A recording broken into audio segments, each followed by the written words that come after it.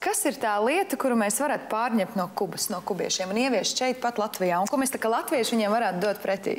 Mēs jau ar Jāni runājām vienā pasākumā dalījāmies iespaidos par Kubu. Protams, ka tur lēnā garā lietas mainās.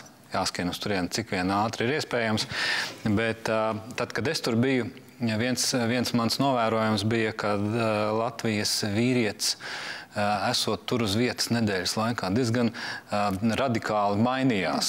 No rūpju nomāktās sejas izplaukst pavisam cits cilvēks. Un es domāju, ka mums vienkārši vajadzētu masveidā savākt tādus spējīgos Latvijas vīriešus, aizvest visus uz turieni uz kādām pāris nedēļām, vai ne?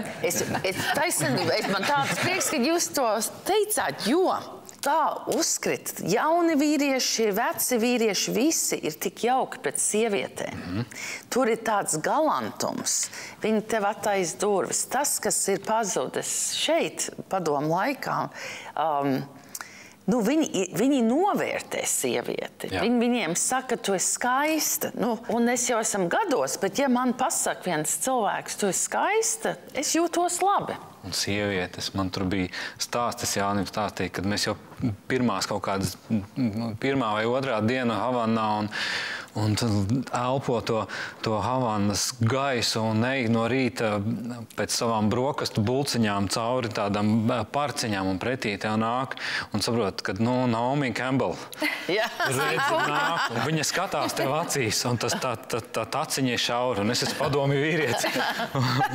Un es tur tā jau tad, kad jau ganlīgi jau mainamies, es tā kā vēl iekāpju ar vienu kāju zālītē un es jūtu, man tāda plauksta pa dibenu tenkšu un tādi smiekli dzirkstoši. Es nosārtu, es pagriežos, viņa stāv un smējās par mani, apgriežās un iet projām un smējās, jo viņai, es jau noteikti arī gāju tādu baigu akmens seju. Tur ir pavisam citas attiecības.